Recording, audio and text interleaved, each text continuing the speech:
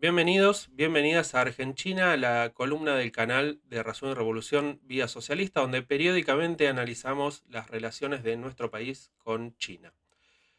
En la edición anterior de esta columna habíamos analizado el impacto y las razones de la activación del segundo tramo del swap de la Argentina con China. Estuvimos analizando qué es un swap y cómo impactaba eso en el marco de la campaña electoral, y prometimos en esa edición una segunda columna sobre este tema, en donde profundizaríamos un poco sobre la cuestión de el endeudamiento de la Argentina con China y cómo funciona China como acreedor en el mundo.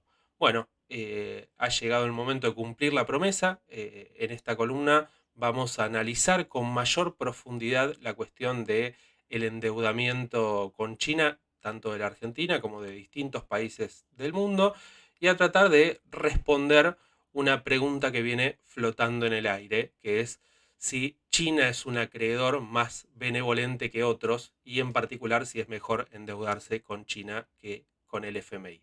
Así que, sin más dilación, arranquemos.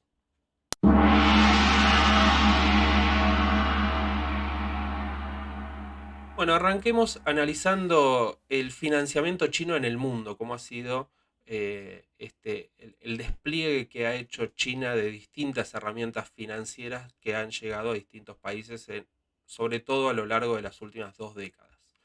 Lo primero que hay que señalar es que es difícil estimar la cantidad de financiamiento chino que anda dando vueltas por todo el mundo. No existen datos fehacientes, en particular porque China no suele informar de sus préstamos a los organismos multilaterales de créditos, que son los que elaboran estadísticas sobre la deuda externa en distintos países del mundo, y a su vez porque buena parte de los créditos de China fluyen a través de su banca de inversión. Sin embargo, hay distintas estimaciones. Lo que suelen indicar los estudios es que entre 2000 y 2021, o sea, a lo largo de los últimos 20 años, China habría prestado a países en desarrollo 1,3 billones de dólares. Estos préstamos fluyen bajo dos mecanismos, dos modalidades. La primera es los swaps. Ya hablamos de los swaps un poco en la columna anterior.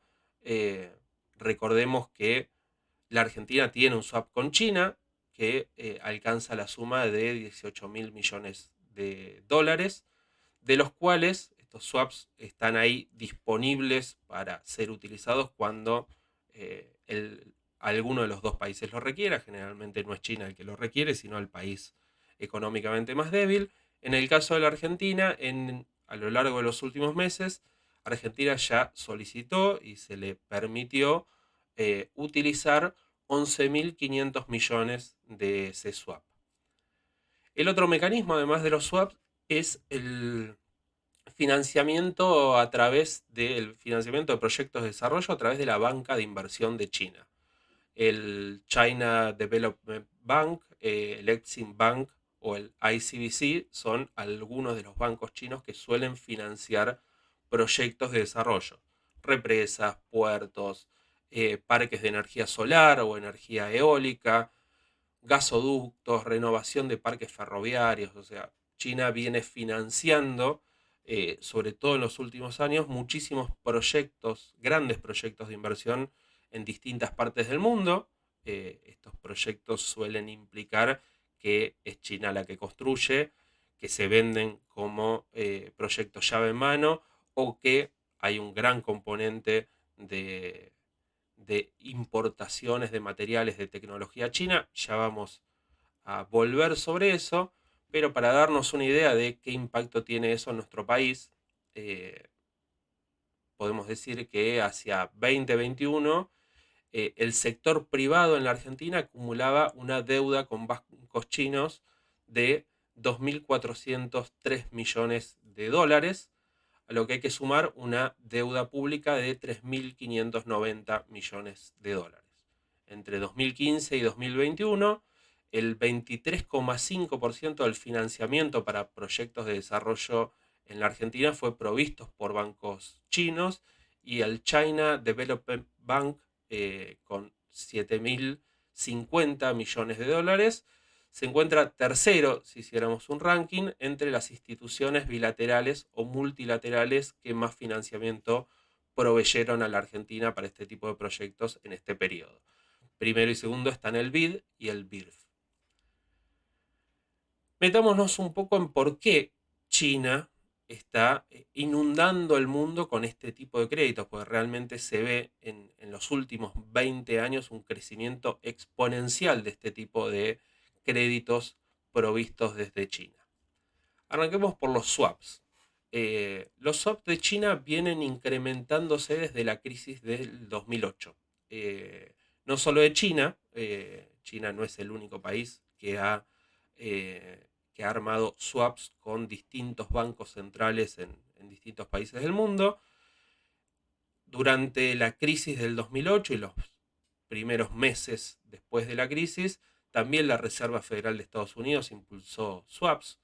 Y si uno se pregunta por qué Estados Unidos y China empezaron a desplegar toda esta red de swaps, tiene que ver con que el swap es un mecanismo que permite asegurar la solvencia frente a la crisis. O sea, una crisis mundial como la del 2008 genera restricciones en el crédito, sobre todo el crédito para financiar operaciones comerciales, genera una reducción de la disponibilidad de divisas para hacer frente a estas operaciones comerciales internacionales. Eso genera un freno en el comercio internacional, no solo por comercio no solo se frena por la falta de divisas, sino porque la misma crisis genera una caída en la demanda, pero bueno, esta restricción en el acceso a las divisas eh, agrava esa crisis en el comercio internacional. Entonces, los swaps no son un mecanismo nuevo, recordemos que es un swap. Un swap es un mecanismo por el cual dos países acuerdan, por lo menos los swaps bilaterales, dos países acuerdan un intercambio de sus monedas, depositan la moneda en el banco central del segundo país, así en el caso de Argentina, China, China deposita una cantidad de yuanes y la Argentina deposita en el Banco Central de China una cantidad equivalente de pesos. Eh, ese dinero está disponible y tras un acuerdo entre los dos países, cuando sea necesario utilizarlo, se puede eh, acordar que el país que lo necesite puede utilizar esas divisas, esa moneda del país prestatario en este caso, para hacer frente a, sobre todo, el financiamiento de importaciones. Esto ha sido utilizado en distintos momentos de crisis a lo largo de la historia. Por ejemplo, durante la Primera Guerra Mundial, en 1917, en la década del 60 y 70, en esos dos casos era sobre todo Estados Unidos el que utilizaba los swaps, era primero potencia emergente y luego ya potencia ya consolidada. Volvió a recurrirse al mecanismo de los swaps durante la crisis del 97-98. Acá ya va a tener un protagonismo más fuerte China. Recordemos que esa crisis tiene como uno de sus protagonistas al sudeste asiático.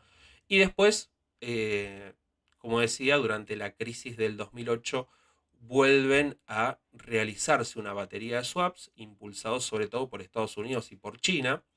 En el caso de Estados Unidos, en 2008-2009, la Fed, la Reserva Federal de los Estados Unidos, impulsó unos 14 swaps por 580 millones de dólares. En el caso de China, la utilización de los swaps va más allá de hacer frente a la crisis y enfrentar esta falta de liquidez para pagar operaciones de comercio internacional. Hay detrás del avance de los swaps de China otra cosa, por eso los swaps de la Fed, digamos, se desarmaron al poco tiempo, mientras que los de China continúan hasta hoy, cuando ya han pasado 15 años del estallido de esa crisis. La función que tienen estos swaps para China tienen que ver, por un lado, con una estrategia de China de internalización del swap. internalización del yuan. O sea, que se instale mundialmente el yuan como una moneda de intercambio en transacciones internacionales, así como tenemos el dólar y el euro, que son las dos monedas de mayor circulación a nivel mundial y más utilizadas para los intercambios comerciales. Bueno, China busca que el yuan ocupe ese lugar. ¿Para qué le sirve esto a China? Bueno, por un lado, para reducir los riesgos cambiarios en las operaciones comerciales. Cuando se realiza una operación comercial entre dos países y se utiliza una tercera moneda, en este caso generalmente es el dólar, si el dólar se devalúa entre que se acuerda la transacción comercial y que la transacción comercial se realiza, bueno, el, la moneda que se aprecia en relación al dólar termina perdiendo. O sea, ¿cuál es el problema para China si se devalúa el dólar? Cosa que pasó desde el 2008 en el marco de la crisis internacional y que las importaciones está cobrando menos de lo que valen sus importaciones por una depreciación de la moneda en la que se hizo la operación. A su vez, no solo China ganaría esto en el caso de que el yuan se convierta en una moneda de circulación mundial y que se utilicen en sus operaciones comerciales, sino que también se bajan los costos de intermediación. Comprar una tercera moneda para realizar operaciones comerciales tiene costos que China busca evitar. No solo se busca esto con los swaps, o sea que el yuan se convierte en una moneda para las transacciones del comercio internacional, sino también, y por esto en buena medida los swaps se mantienen, el despliegue de esta red de swaps bilaterales tiene que ver con el intento de China de ganar influencia geopolítica a nivel mundial. Esto que se suele llamar la diplomacia financiera. O sea, China busca ganar influencia sobre otros países, sobre todo allí donde la ayuda del FMI no llega. Por eso decía, los swaps de China se sostuvieron más allá de la crisis y por eso comienzan a utilizarse no solo para financiar operaciones comerciales, o sea, de importación y de exportación, sino también comienzan a habilitarse para el rescate de países en crisis.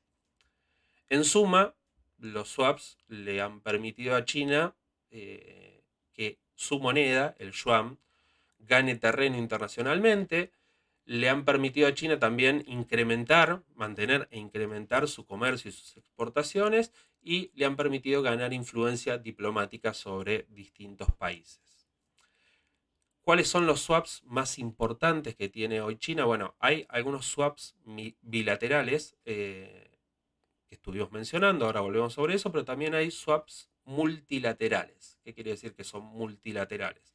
Es una especie de canasta, una vaquita que se hace entre distintos países, se constituye un fondo que va a estar disponible para que esos países puedan utilizarlos en momentos de crisis.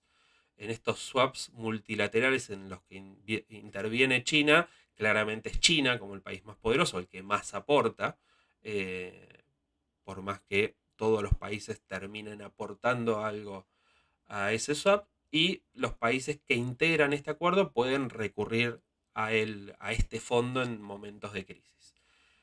Uno de los más importantes y uno de los primeros swaps de China es el swap multilateral de la Asociación de Naciones del Sudeste Asiático, que realizó junto con China, Japón y Corea del Sur. O sea, lo que se llama ASEAN es la Asociación de Naciones del Sudeste Asiático. ASEAN más 3 son los países que conforman esta asociación, más China, Japón y Corea del Sur.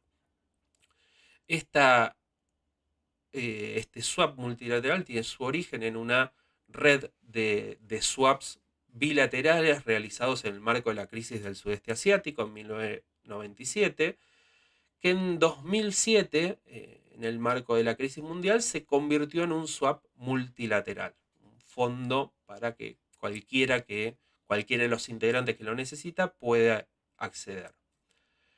Hay un swap muy parecido que China ha conformado con los países que integran los BRICS. Eh, ya lo hemos mencionado en el video, la columna que hicimos sobre los BRICS hace un tiempo. Es el acuerdo contingente de reservas, que funciona también como un swap multilateral, en donde todos los países miembros de los BRICS aportan a ese fondo, un fondo que fue adoptado en 2014 y al que cualquiera de los países miembros puede recurrir en caso de necesidad.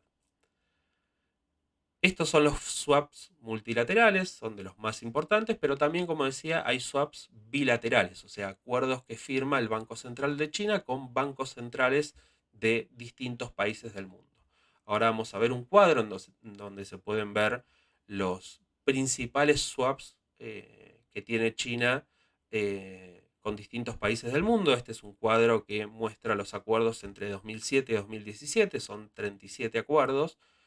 Para 2020 ya llegaban a 41, o sea, estamos hablando de 41 swaps con 41 países distintos, con sus bancos centrales, a lo que hay que sumar sus renovaciones, porque los swaps de China tienen una duración de 3 años, pero muchas veces son renovados, y todo esto sumaba más de 500 mil millones de dólares. Los swaps están nominados en yuanes, la moneda china, pero suelen contabilizarse para que sea más clara la cantidad para los ojos y oídos occidentales en dólares. Bueno, eh, el monto de estos swaps era superior a 500 mil millones de dólares. Bueno, como se ve en el cuadro, son varios los países, algunos muy importantes, que tienen swaps con China, Rusia, Suiza, Canadá, Sudáfrica, Inglaterra, el Banco Central Europeo, Brasil, y entre ellos está la Argentina. Dijimos que había dos grandes mecanismos por los cuales fluía el crédito chino hacia el mundo. Uno es este de los swaps, como vemos es muy importante, pero también es muy importante el financiamiento de proyectos de desarrollo a través de la banca china.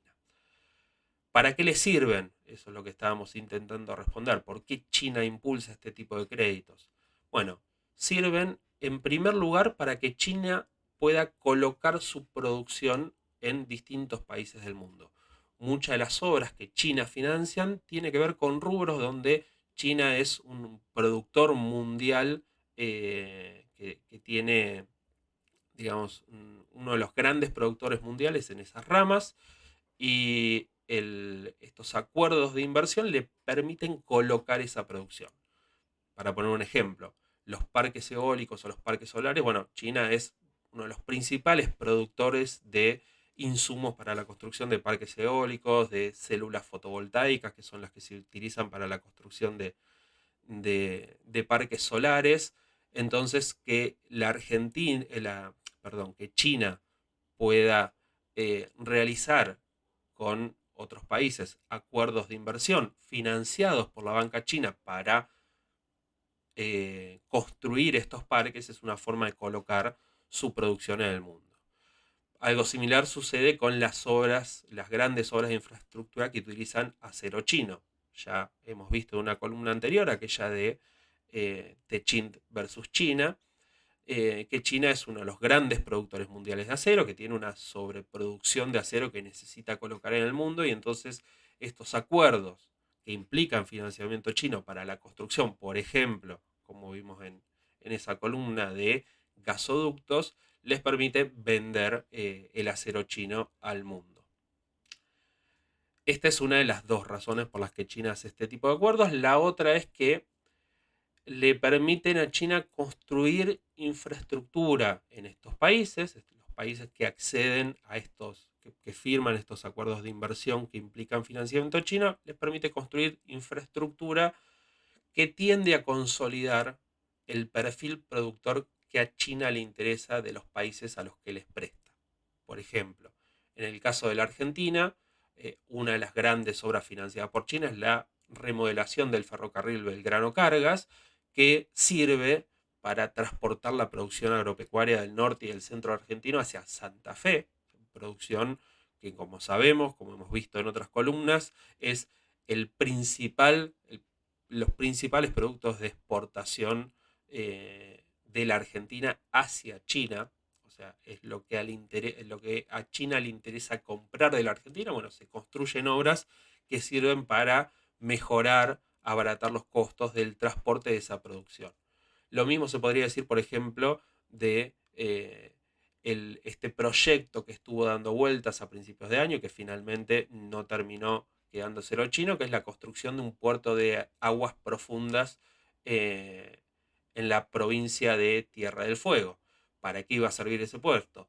Bueno, Tierra del Fuego, por el régimen industrial que tiene, es una provincia que funciona, digamos, como un armador de productos tecnológicos cuyos componentes vienen de China, o sea, computadoras, celulares, televisores, que se fabrican en Tierra del Fuego, en realidad se fabrican en China, se arman en Tierra del Fuego. Bueno, construir ahí un puerto de tierras profundas, además de la importancia geopolítica que tiene hacer un paso entre el Océano Pacífico y el Océano Atlántico, es importante para China porque es una forma de mejorar la infraestructura para el transporte del comercio que tiene con la provincia de Tierra del Fuego.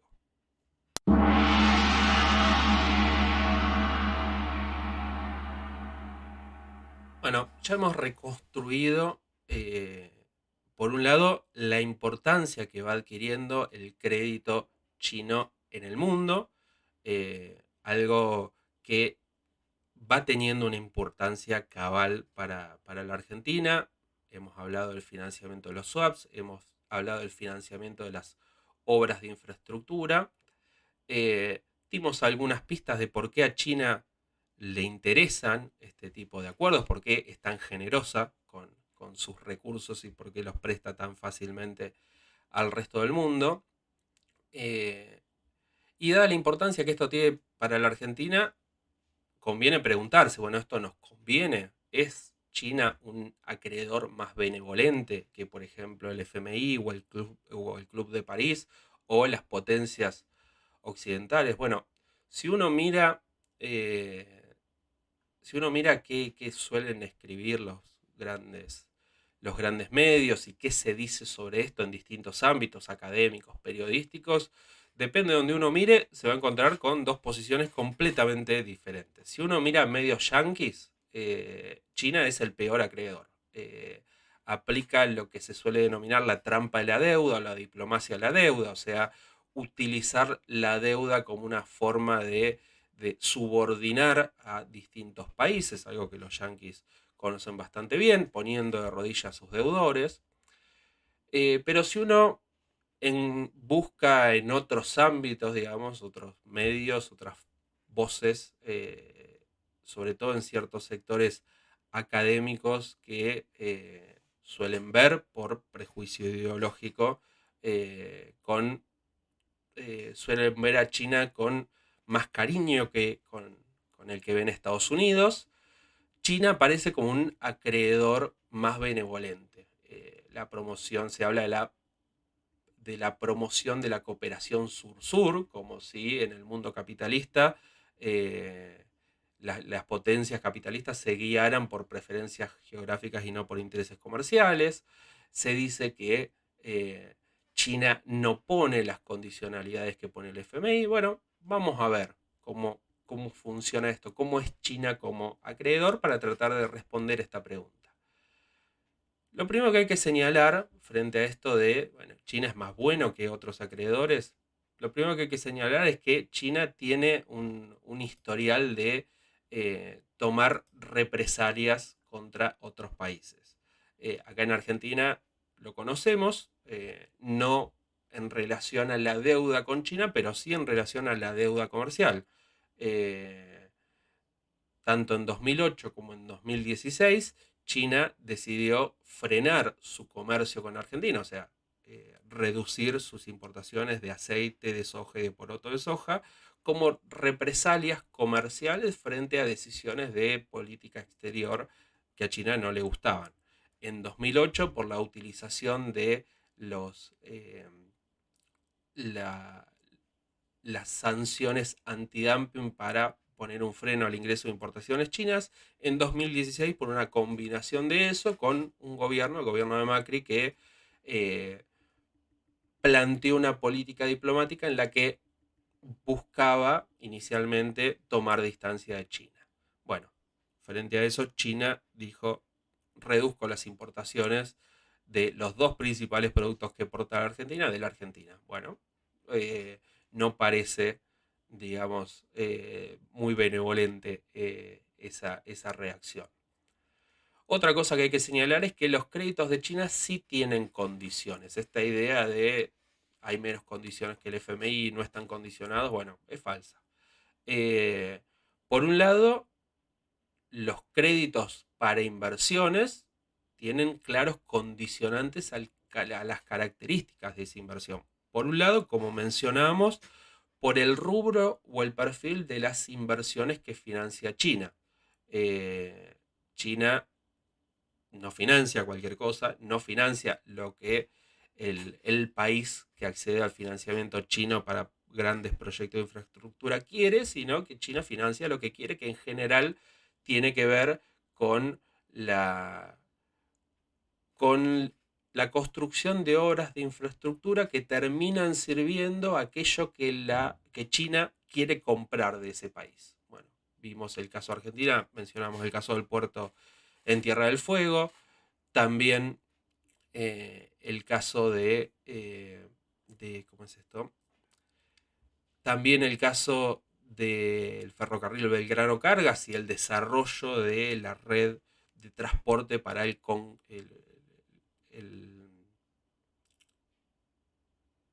para profundizar el perfil agroexportador de la Argentina, y también lo otro que le interesa a China es vender aquello que Argentina quiere vender al mundo. Financia parques eólicos, parques de energía solar, construcción de gasoductos. ¿Por qué? Porque a China le interesa.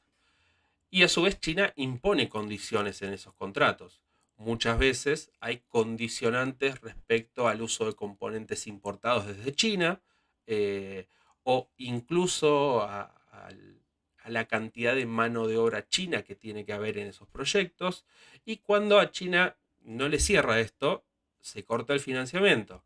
Hemos visto también en el video, en la columna sobre Techint versus China, cómo en el caso de la construcción de gasoductos troncales en Córdoba, que recordemos había sido adjudicada inicialmente a constructoras asociadas a empresas chinas que recibían íntegramente su financiamiento de China, y la condición para ese financiamiento era que el principal insumo, tubos de acero sin costura, se importaba desde China.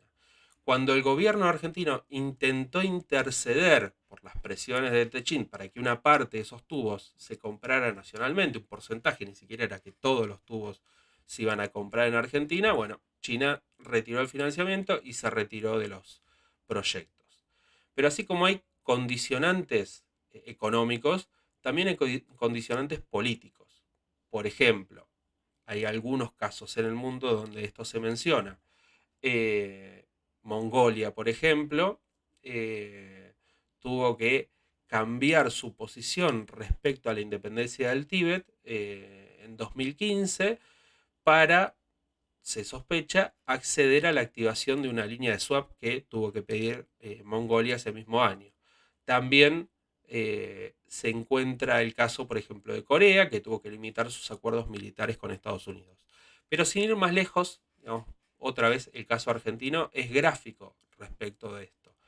Eh, que China haya habilitado el swap 11.500 millones de dólares para la Argentina en este último año, precisamente el año en que la Argentina lanzaba la licitación del 5G, la tecnología de comunicaciones que tanto interés le despierta a China, y que lo haya hecho con condiciones que permiten que las empresas que aplicaron esa licitación puedan adquirir tecnología de China. No es casualidad. Y después otra que es mucho más clara, ya la mencionamos en el video anterior, el desembolso del segundo tramo del swap de China fue una clara intervención de China en la campaña electoral. eh, el swap estaba destinado a sostener a Massa para que no gane Milei, que se ha pronunciado claramente en más de una oportunidad por una ruptura de relaciones con China. Y esto, más allá de que candidato nos simpatice más o menos, es una injerencia en política interna por parte de una potencia extranjera que muchos considerarían inadmisible si fuera al revés. O sea, muchos de los que no ven tan mal que China intervenga en esta coyuntura, si fuera Estados Unidos el que está interviniendo de la misma manera, lo saldrían a gritar a los cuatro vientos. De hecho, cuando Estados Unidos hizo algo parecido, cuando le concedió un enorme préstamo al gobierno de Mauricio Macri, que no es imposible no relacionar con las preferencias de Estados Unidos y de la administración Trump por la continuidad de la gestión Macri, porque se imponga el balotaje. Bueno, todos los que hoy están celebrando la cooperación sur-sur y la generosidad de China para con Massa, en su momento, por algo similar, pusieron el grito del cielo. Otro elemento para ver si China es un acreedor más benevolente o no. Eh, China no impone las mismas condicionalidades que el FMI, se suele decir. Bueno, esto es más que discutible. El swap que se amplió en 2000, la ampliación del swap de la Argentina y China en 2018 agregó una condición nueva, que no es tan conocida. Esa renovación, esa ampliación del acuerdo agregó una cláusula por la cual, eh, para que se mantenga el swap, Argentina debía cumplir su acuerdo con el FMI. O sea, una cláusula que vincula el swap con China al cumplimiento de las condiciones del stand-by con el FMI. Se podrá decir, bueno, gobernaba Macri, esos son los acuerdos que firma Macri, pero no es algo que China hace solo con la Argentina o hizo solo con la Argentina en ese momento específico. Los swaps multilaterales de ASEAN más 3 y el de los BRICS, el acuerdo contingente de reservas, también incluyen cláusulas que vinculan esos swaps con el FMI. Esos dos swaps multilaterales incluyen cláusulas por las cuales para usar hay una porción de el swap que puede ser utilizado sin ninguna condicionalidad, pero cuando se supera cierto porcentaje de la cuota de cada país, para que se habilite el uso del swap, hay que cumplir con una cláusula que es tener un acuerdo firmado con el FMI. O sea, no es por Macri que se incluyó. China en sus acuerdos de swaps está incluyendo cláusulas por las cuales para poder acceder al swap hay que estar bien con el FMI y en el caso de tener un acuerdo con el FMI o cumplir con las condiciones que impone el FMI. Esta es claramente una cláusula de la que no se hable, pero que hoy por hoy está vigente. Es lo que explica la demora en habilitar el segundo tramo del swap en 2023. Recordemos, poco antes de las PASO, Sergio Massa, con la soga al cuello, estaba desesperado por lograr un acuerdo con el FMI que se había demorado durante varios meses, o en su defecto conseguir ayuda a China para sacar las papas del fuego. Eh, el acuerdo con el FMI se terminó acordando en términos técnicos unos días antes de las PASO, pero su firma por parte del directorio del FMI recién se consiguió luego de las PASO y tras la devaluación que implementó Massa el día después de las PASO.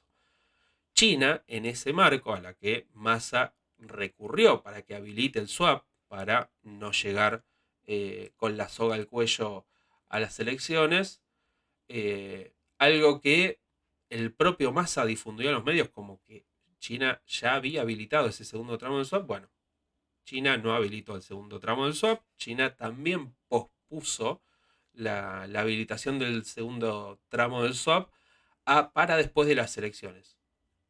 Coincidentemente, el swap se da después de que la Argentina alcanza un acuerdo, su acuerdo con el FMI y aprueba la revisión trimestral que le permitió el desembolso de fondos por parte del FMI. Un elemento más. Eh, Hay antecedentes de que China no es necesariamente el acreedor más benevolente. Hay algunos elementos que podrían decir, bueno, mira lo que hizo China.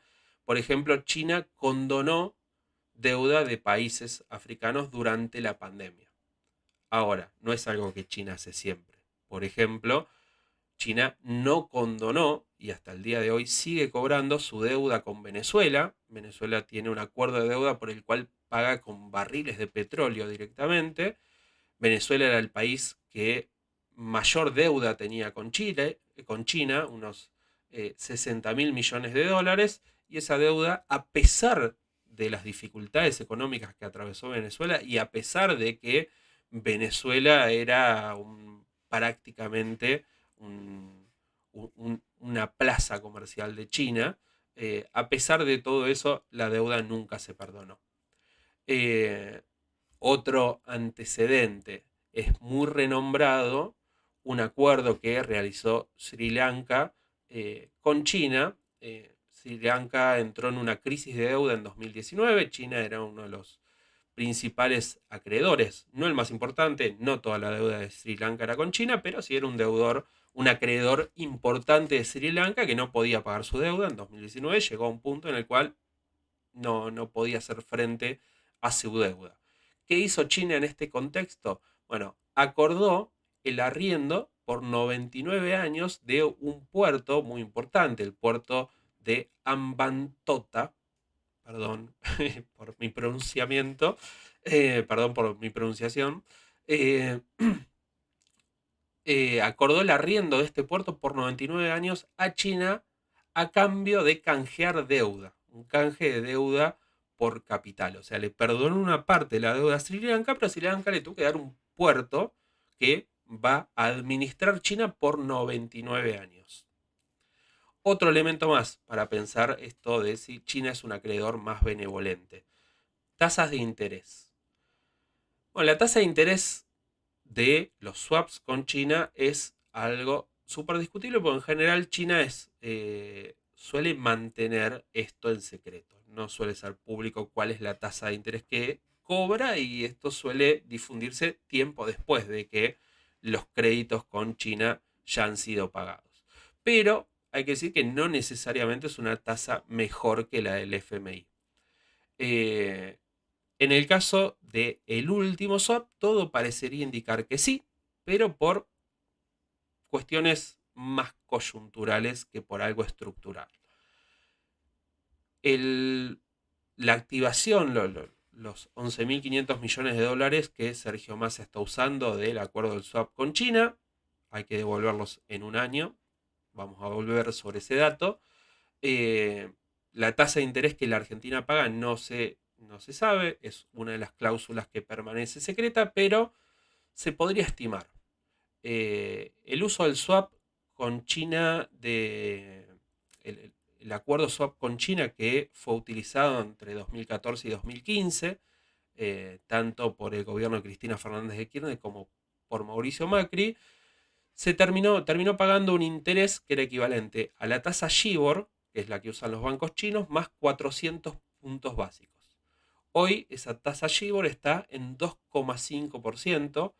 eh, Sumándole los 400 puntos básicos, nos daría que hoy la Argentina estaría pagando por la plata que está usando Massa en el marco del acuerdo swap, un 6,5% aproximadamente. La tasa que cobra el FMI es una tasa que se calcula como un promedio de las monedas que componen la canasta de monedas que sostiene el valor de la moneda del Fondo Monetario Internacional, los DEX. o sea, sus principales socios, que son los que tienen las monedas eh, que el FMI cuenta para su canasta de monedas, se calcula una tasa promediando ponderadamente las tasas de todos esos países. Hoy ese promedio ponderado está alrededor del 5% y a eso se le suman 100 puntos básicos de tasa para los acuerdos normales. En el caso de Argentina, como tiene un préstamo que excede su cuota con el Fondo Monetario Internacional, en lugar de agregarse 100 puntos básicos se agregan 300. Eso nos da más o menos una tasa de 8%. Hoy relativamente parecida, aunque pareciera que va a ser menor la tasa que paguemos por el swap. Ahora, esto no es siempre así, esto va cambiando, o sea, las tasas de interés de los distintos países van cambiando, por eso eh, lo que hoy es barato, mañana puede ser caro, o viceversa. Si nos guiamos por los puntos básicos que se agregan para un acuerdo normal, son menores los del FMI, pero bueno, ahí no hay tanta diferencia. Lo que sí hay diferencia, y es importante considerar, son los plazos. El acuerdo con el Fondo Monetario Internacional, que renegoció Guzmán en 2022, permitió estirar los pagos hasta 10 años, incluso con 4 años de gracia. El préstamo swap con China que ahora está utilizando Sergio Massa es a un año. Hay que devolverlo el año que viene. Aún con todos estos elementos que nos muestran que China no es un acreedor más benevolente que el Club de París, que el Fondo Monetario Internacional, aún con todo esto, muchos analistas siguen sosteniendo que China es más bueno, que China es un acreedor más benevolente. Quizás lo que habría que preguntarse es si no será que estos analistas son demasiado benevolentes con China. Por último, antes de cerrar esta parte y pasar al cierre del video, lo más importante de todo esto, más allá de las condicionalidades, es que la deuda externa hay que pagarla. Mientras sigamos viviendo en un país capitalista, la deuda tarde o temprano la vamos a tener que pagar. Todos los gobiernos la pagan y el problema de la Argentina es que no puede pagar la deuda externa. Entonces, ¿es mejor endeudarse con China que con el FMI? Y no, porque el problema de la Argentina es la deuda. El problema de la Argentina es que no puede pagar su deuda, no por la deuda en sí, no por los acreedores, no por las condicionalidades, sino por sus problemas, los problemas estructurales de la economía argentina. En este caso estamos hablando de que Argentina tomó 11.500 millones de dólares de deuda con China en los últimos meses. Eso es un cuarto de la deuda contraída por Macri con el fondo. O sea, si la deuda con el fondo era un problema, la deuda con China también es un problema. Y el problema es que esa deuda, a diferencia de la deuda con el fondo, que tenemos 10 años para pagarla, la deuda con China hay que pagarla el año que viene. Esto es un problema.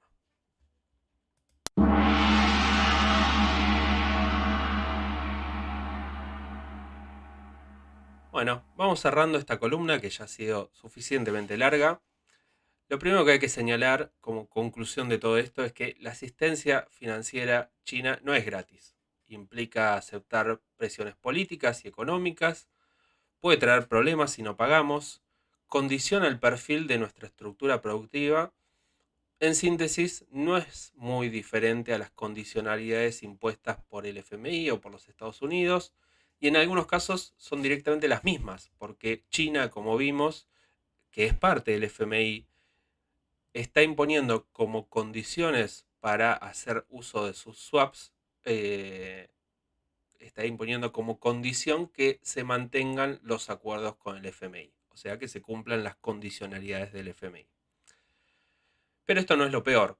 Lo peor, como decíamos, es que la deuda con China, como la deuda con el FMI, algún día hay que pagarla. Y el problema es que la Argentina no está pudiendo pagar sus deudas, por eso va de refinanciación en refinanciación desde hace décadas. Esto no significa que tengamos que rechazar esta asistencia, a veces muy necesaria para afrontar desequilibrios transitorios. No es el caso de la Argentina, no son desequilibrios transitorios, pero a veces esa deuda sirve. Los principales países del mundo tienen deuda externa y esto no es un problema. O también puede ser necesaria para hacer frente a grandes proyectos de inversión que de otra manera el país no podría afrontar. O sea, la idea de una ruptura de relaciones con China, como propone Milei, no es una solución. No es algo que pueda ser conveniente para la Argentina. Pero eso no quita que acá tenemos un problema. En el endeudamiento con China, como en el endeudamiento con el FMI, la Argentina tiene un problema, que es que eh, la Argentina no puede pagar sus deudas, pero al mismo tiempo no puede dejar de pedir deuda. La deuda, sea con China, sea con el FMI, no es en el caso de la Argentina un auxilio transitorio, parte de la dinámica normal de acumulación de capital. La Argentina es un país deuda dependiente, porque su estructura productiva no funciona y terminamos tomando deuda que después no podemos pagar. Y así volvemos de esta manera al mismo problema de siempre. La deuda con China o con el FMI es un problema para la Argentina porque no tenemos una estructura productiva viable, sostenible, capaz de garantizar condiciones de vida, una buena vida para el conjunto de su población.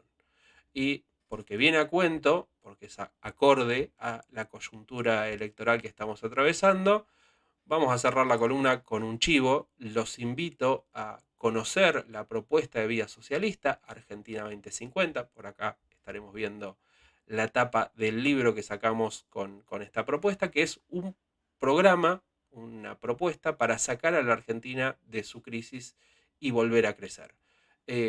Los invito a leer este programa, los invito a buscar los videos en el canal de YouTube de Razón y Revolución y Vía Socialista, donde presentamos esta propuesta, y a apoyarnos dejándonos su adhesión o su afiliación para que en las próximas elecciones no tengamos que elegir algún mal menor o votar en blanco, y que podamos votar una solución realista a los problemas del país, que no implique nivelar para abajo o conformarnos con el reparto de migajas, sino que nos ponga en una senda de desarrollo que nos permita garantizar una buena vida para todos.